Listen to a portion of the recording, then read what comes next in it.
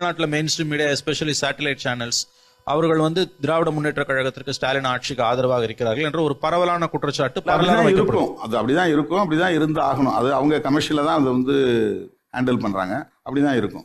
அண்ணன் எந்த இடத்துல இருக்காரு, என்ன நிலைமையில் இருக்காரு அப்படிங்கிறதுக்கு இது ஒண்ணுதான் சான்று. நல்லா கேளுங்க. ஜனநாயகத்தின் 4வது தூண் ஊடகங்கள், பத்திரிகையாக இருக்கட்டும், செய்தி ஊடகமாக இருக்கட்டும், அச்சு ஊடகமாக இருக்கட்டும், எல்லாமே வந்து ஜனநாயகத்தின் 4வது தூண். ஒரு அரசு நடக்குதுன்னா அந்த அரசு சரியாக நடக்கணும் அப்படின்னா அங்கே நடக்கக்கூடிய மக்களிடத்தில் இருக்கக்கூடிய பிரச்சனைகளை, மக்களிடத்தில் இருக்கக்கூடிய வேதனைகளை, இங்கே நடக்கக்கூடிய அநீதிகளை, இங்கே நடக்கக்கூடிய ஊழல்களை வெளிக்கொண்டு வரணும். அப்படி வெளியில் கொண்டு வரும்போது தான் ஆட்சியாளர்களுக்கு இது சரி இது தவறுன்றது தெரிய வரும். ஆட்சியாளர்கள் என்னென்ன தவறுகள் செய்கிறாங்களோ அதை வந்து மக்களிடத்தில் கொண்டு போய் சேர்க்கணும். அப்போ தான் மக்கள் விழிப்படைவாங்க. நமக்கான ஆட்சியாளர்களா இல்லை வந்து நம்மளை வந்து சுரண்டி பழைக்கிறாங்களா அப்படின்னு மக்கள் விழிப்படைவாங்க. இதை செய்வதற்கு தான் ஊடகம் தேவை.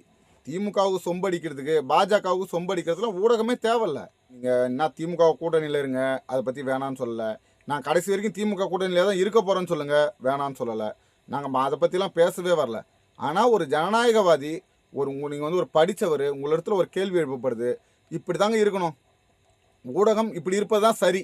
எப்படி திமுக எதை செய்தாலும் சரின்னு சொல்லக்கூடிய ஊடகம் இருப்பது தான் சரி. திமுக கொலை செய்தாலும் கொள்ளையடித்தாலும், அந்த கட்சி நாசகர கட்சியாக இருந்தாலும், மக்களை வாழ விடாமல் சித்திரவதை செய்தாலும் திமுகவா வாழ்கன்னு சொல்லணும், சின்னவர் வாழ்கன்னு சொல்லணும், கனிமொழி வாழ்கன்னு சொல்லணும். இப்படி வாழ்கவென்று கோஷம் போடுவதற்காகத்தான் ஊடகங்கள் இருக்கணும்னு சொல்றதெல்லாம் எந்த விதத்தில் ஜனநாயகம் சொல்லுங்க பார்ப்போம்.